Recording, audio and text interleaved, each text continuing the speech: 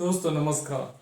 आज हम 70 BPC mains के लिए चर्चा करेंगे। MSME, micro small enterprises, micro small medium enterprises जो है पर हम चर्चा करेंगे और इससे जुड़े हुए सभी चीज़ों को देखने का प्रयास करेंगे।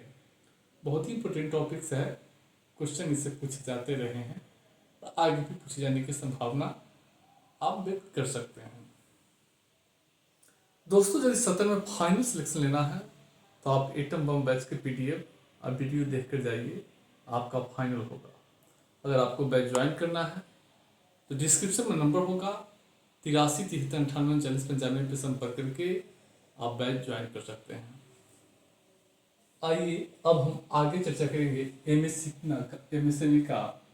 तो सबसे पहले भूमिका लिखना है, और जैसा कि आप जानते होंगे कि भारत में एमएसएमई भारतीय अर्थव्यवस्था का रीढ़ है। रोजगार सृजन, जीडीपी में योगदान की दृष्टि से यह भारतीय अर्थव्यवस्था का महत्वपूर्ण क्षेत्र है। जैसा कि आपको जानते हैं कि एमएसएमई में देश के 11 करोड़ लोग जो है नियोजित है, रोजगार प्राप्त कर रहे हैं और देश की जीडीपी में 30% योगदान है एमएसएमई का। इतना लिखने के बाद आप नीचे आ जाइएगा। अब एमएसएमई की परिभाषा देखिए। एमएसएमई की परिभाषा को एमएसएमई एक्ट 2006 के द्वारा परिभाषित किया गया था और संयंत्र जो है और मशीनरी में निवेश के आधार पे परिभाषित किया गया था, और साथ ही साथ जो है सेवा और विनिर्माण मैन्युफैक्चरिंग दोनों क्षेत्रों की अलग अलग परिभाषा जो है दिया गया था। लेकिन उससे जो है एमएसएमई के विकास में, निवेश में, एमएसएमई उत्पादों के उन्नयन में जो है बाधा पहुंचती थी। जो पहले एमएसएमई एक्ट 2006 के द्वारा जो एमएसएमई को जो परिभाषित किया गया था, उसमें संयंत्र और मशीनरी में अलग अलग निवेश के आधार पे दोनों में अलग अलग निवेश, साथ ही साथ जो विनिर्माण और सेवा सेक्टर है, इस दोनों के लिए अलग अलग परिभाषा थी। इससे एक उलझन पैदा होता था। एमएसएमई उत्पादों के उन्नयन में, आधुनिकीकरण में, ऋण प्राप्त करने में, निवेश प्राप्त करने में एक चुनौती पैदा होता था। तो भारत सरकार 13 मई 2020 को आत्मनिर्भर भारत अभियान के तहत एमएसएमई की परिभाषा में बदलाव किया है। अब परिभाषा क्या है कि संयंत्र मशीनरी को एक साथ जो है जोड़कर निवेश के आधार पर परिभाषित किया है। दूसरा है कि नए परिभाषा में एक वार्षिक कारोबार भी जोड़ दिया गया है। टर्नओवर, एक वर्ष में जो टर्नओवर है उसको भी जोड़ दिया गया है। तीसरा बड़ा बदलाव किया गया है कि पहले विनिर्माण और सेवा क्षेत्र के लिए अलग अलग परिभाषा होती थी, अब उसको क्या किया गया है, एक ही जो है दोनों के लिए इंटीग्रेटेड कर दिया गया है, एक ही परिभाषा जो है निर्धारित की गई है। तो अब सेवा विनिर्माण क्षेत्र के लिए अलग अलग परिभाषा न होकर एक ही परिभाषा होगा, और संयंत्र मशीनरी में निवेश जो है अलग अलग न होकर एक ही परिभाषा के आधार पे, एक ही निवेश के आधार पे दोनों को परिभाषित किया जाएगा। और एक नई जो है कारोबार परिभाषा में एक नई मानदंड जोड़ दी गई है वार्षिक कारोबार की। तो हम उसको देखेंगे और देखने के बाद जो है, तो अब देखिए क्या है कि किसी भी उद्यम को सूक्ष्म उद्यम तभी आप कह सकते हैं जिसमें निवेश, उसके संयंत्र और मशीनरी में निवेश 1 करोड़ से अधिक नहीं होनी चाहिए।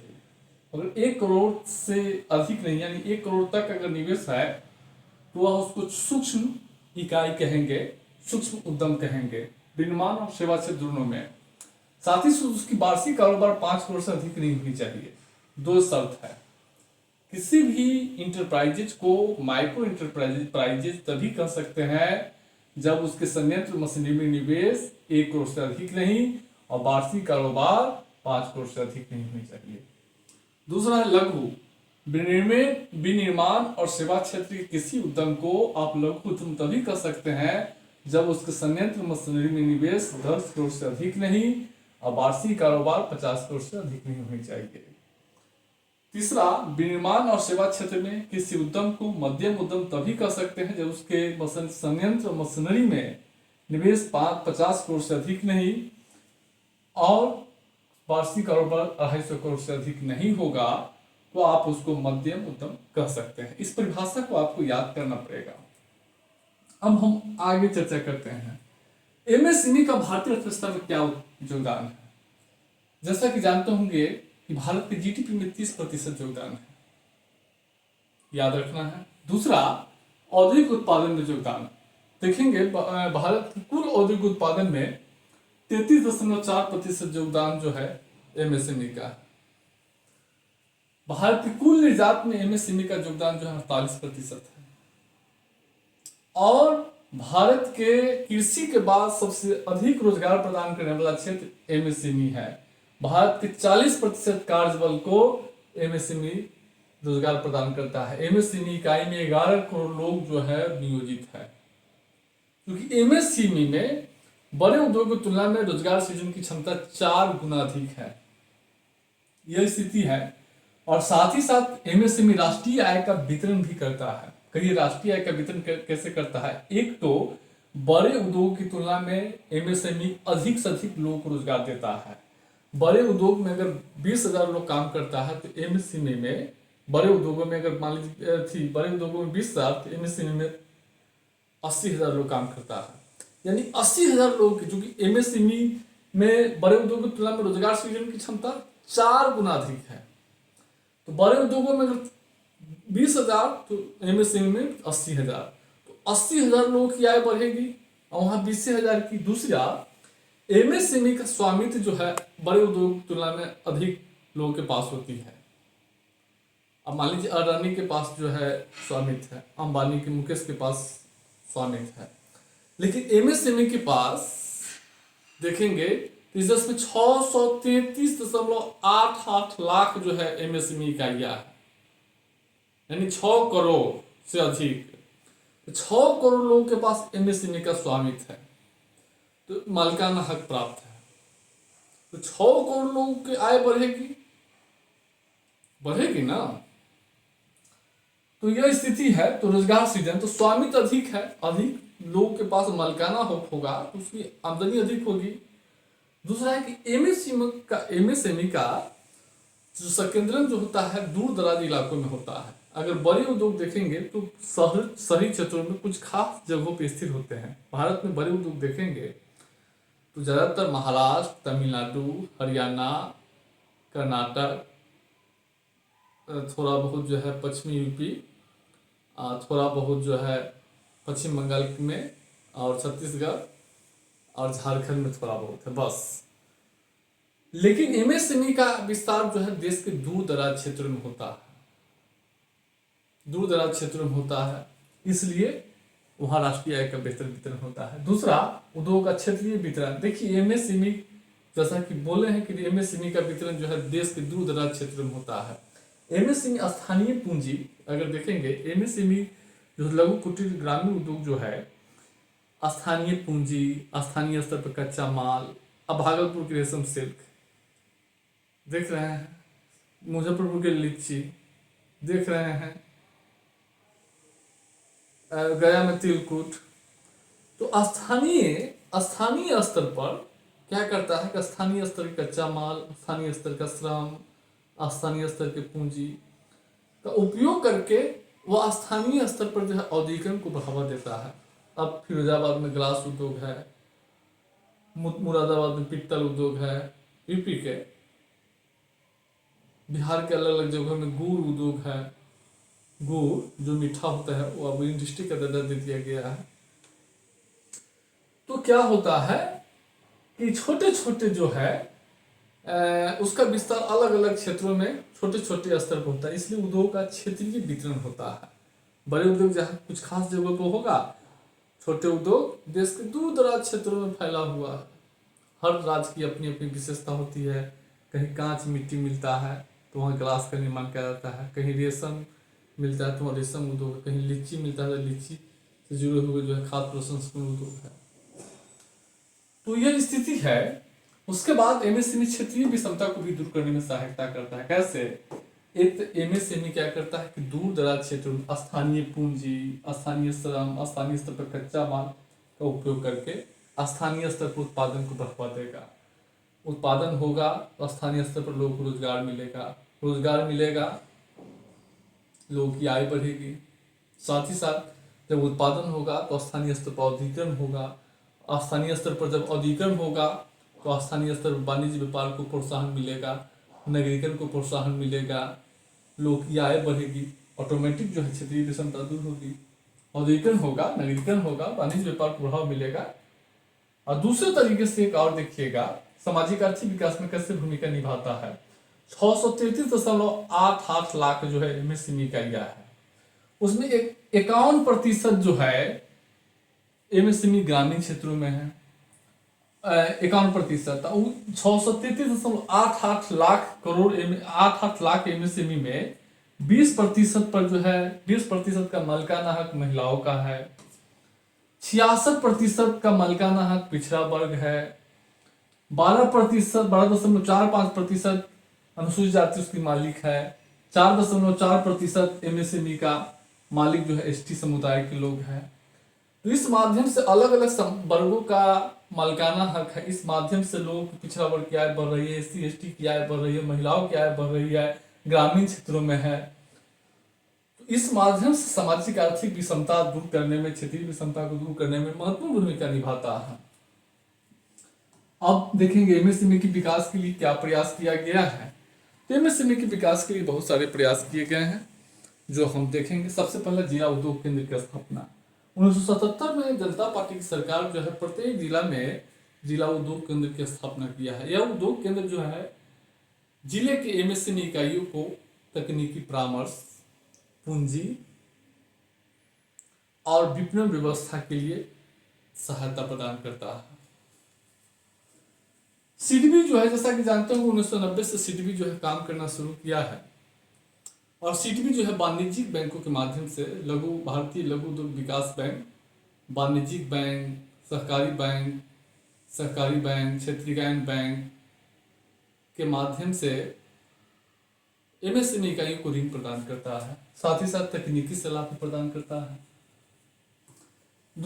सरकार जो है हाल के वर्षों में एमएसएमई के प्रति अनारक्षण की नीति अपना रही है। पहले एमएसएमई इकाइयों को आरक्षित कर दिया गया था, लेकिन अब आरक्षण हटा दिया गया है। सरकार का मानना है कि आरक्षण हटाने से क्या होगा कि एमएसएमई इकाइयां अपने उत्पाद की गुणवत्ता को सुधार करने के लिए जो है प्रेरित होंगे। वो वैश्विक बाजार में अपने उत्पादों को जो है बेचने के लिए अपनी गुणवत्ता में सुधार करेंगे, पैकेजिंग में सुधार करेंगे। हटा दिया है। उसके बाद मुद्रा बैंक का गठन किया गया। 8 अप्रैल 2015 को प्रधानमंत्री मुद्रा का योजना की शुरुआत किया था। इसके तहत 3 प्रकार के ऋण दिए जाते हैं। शिशु ऋण 50,000, किशोर 50,000 से 5 लाख, तरुण जो है 5 लाख से 10 लाख। साथ ही साथ एमएसएमई उत्पादों को सरकारी खरीद नीति में प्राथमिकता दिया गया है, सरकारी खरीद नीति आदेश के तहत। उसके बाद एमएसएमई एक्ट 2006 के तहत एमएसएमई को वैधानिक दर्जा दिया गया है। साथ ही साथ एमएसएमई के उत्थान के लिए उसकी पूंजीगत तकनीकी सहायता के लिए तमाम प्रयास उठाए जाने की बात कही गई है। और एमएसएमई के प्रौद्योगिकी उन्नयन के लिए 20 प्रौद्योगिकी केंद्र, 600 विस्तारण केंद्र की स्थापना किया जाना है। साथ ही साथ एमएसएमई के विकास के लिए चैंपियन पोर्टल लॉन्च किया गया है। जेड योजना लाया गया है ताकि एमएसएमई को पुरस्कार दिया जाता है अपने उत्पादों को बिना पर्यावरण को नुकसान किए अपने उत्पादों को बेहतर करने के लिए। जेड योजना जो है जीरो इफेक्ट योजना शुरू की गई है। और हाल ही में पीएम विश्वकर्मा योजना की शुरुआत की गई सितंबर 2023 में। इस योजना के तहत जो है विश्वकर्मा यानी कारीगरों और शिल्पकारों को जो है अपनी सेवा उत्पादों की गुणवत्ता में सुधार करने, सेवाओं की पहुंच बढ़ाने और विश्वकर्मा कारीगरों शिल्पकारों को मूल घरेलू और वैश्विक मूल श्रृंखला से जोड़ने के लिए इस योजना की शुरुआत की गई है। यह केंद्र प्रायोजित योजना है। पूर्णतः केंद्र द्वारा योजना 23-24 से लेके और अगले 5 वर्ष तक जो है क्रियान्वित की जाएगी। यह 13,000 करोड़ की स्कीम है। इसके तहत एमएसएमई इकाइयों को सहायता दी जाएगी, कारीगरों को। बहुत सारे प्रयास है, मोटे तौर पे हम आपको बता दिए हैं। अब हम लोग चर्चा करेंगे एमएसएमई की चुनौती क्या है? सबसे बड़ा चुनौती है वित्त और साख की। एमएसएमई की इकाई के सामने में जो है पूंजी की बहुत बड़ी चुनौती है। दूसरा है कच्चे माल की, एमएसएमई इकाइयों को कच्चे माल की भी चुनौती है और समय पे अपर्याप्त मात्रा में कच्चे माल नहीं मिल पाता है। साथ ही साथ कच्चे माल प्राप्त करने में भी तमाम बंदिशों का सामना करना पड़ता है। खास करके जो वस्त्र उद्योग से जुड़ी हुई रेशम है उनको बुनकरों का जो है काफ़ी जो है बंदिशों में काम करना पड़ता है। एमएसएमई इकाई के पास जो है पर्याप्त बुनियादी ढांचा भी नहीं है और बेचने के लिए, अपने उत्पाद को बेचने के लिए कोई विपणन संगठन नहीं है। तो एक बड़ी, उसके बाद बाजार भाव के बारे में भी जानकारी नहीं है। एक बड़ी समस्या है कि एमएसएमई जो है बदलते हुए समय के अनुसार जो है अपने उत्पादों की गुणवत्ता में बदलाव नहीं किया है। जो जिस तरीके से लोगों की फैशन बदल रहा है, रुचि बदल रहा है, उस अनुसार से एमएसएमई अपने उत्पादों को उस अनुसार से मोड़ नहीं रहा है। रुचि तो देख रहे हैं कैसे, इसकी चर्चा हम वैश्वीकरण में व्यापक तौर पर करने जा रहे हैं, कैसे भारत की रुचि बदली है। एमएसएमई भारतीय और वैश्विक स्तर पर बदलते हुए लोगों की रुचियों को ध्यान में रखकर उत्पादों को उसके अनुसार नहीं ढाल पाया है। मशीनीकरण उपकरण, एमएसएमई के जो मशीन है काफ़ी पुराने हो चुके हैं। उस मशीन से जो एक तो कम उत्पादन होता है और उत्पाद की गुणवत्ता भी कम होती है। दूसरा है वैश्वीकरण, अगला है वैश्वीकरण का प्रभाव। एमएसएमई के पास सबसे बड़ी चुनौती 1991 के बाद ही है। 1991 के बाद जो है भारत की अर्थव्यवस्था को विश्व की अर्थव्यवस्था से जोड़ दिया गया है। उसके बाद अंतर्राष्ट्रीय व्यापार में जो बाधाएं थी उसको दूर कर दी गई है। इसका परिणाम क्या हुआ कि चीन और अन्य दूसरे देशों से सस्ते उत्पाद जो है भारतीय बाजार में आ गए हैं और चूँकि चीन या अन्य यूरोपीय देशों के उत्पाद जो है उसकी क्वालिटी अच्छी है, उसके पास उन्नत मशीन है, उसके पास पूंजी है, उसका उत्पाद सस्ता होता है, सारे भारतीय बाजार में आकर और भारतीय एमएसएमई के जो भारतीय एमएसएमई की जो स्वामित्व एमएसएमई इकाइयाँ है उसकी उत्पाद, एक तो लागत अधिक है, भारत में ब्याज दर अधिक है, उसकी टेक्नोलॉजी जो है पुरानी है, इससे उसकी लागत अधिक हो जाती है, गुणवत्ता भी कम होता है। जिसका परिणाम क्या है कि भारतीय बाजार में भी एमएसएमई इकाइयाँ अपने उत्पाद के सामने में अपने उत्पाद जो है उसके उत्पाद जो है विदेशी उत्पादों से पीछा रह गया है। खास करके चीन से आने वाले जो सस्ते उत्पाद है, खिलौना वगैरह, इसके सामने में भारतीय जो है एमएसएमई इकाइयों के उत्पाद पिछड़ गया है। इसके पीछे रीजन क्या है कि भारतीय एमएसएमई इकाई की जो टेक्नोलॉजी पुरानी है, हस्तशिल्प है, वह जो है ज़्यादातर काम हाथ से करता है, उसके पास पूंजी नहीं है, भारत में ब्याज दर अधिक है इसलिए उसकी लागत अधिक होती है।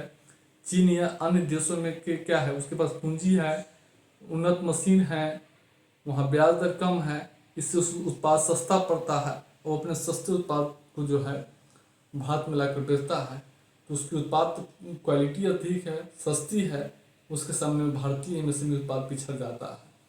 तो एक बहुत बड़ा चुनौती है।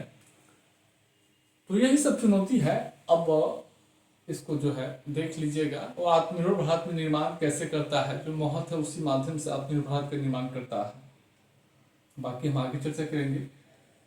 दूसरी तो अब जो है इसको देखिएगा।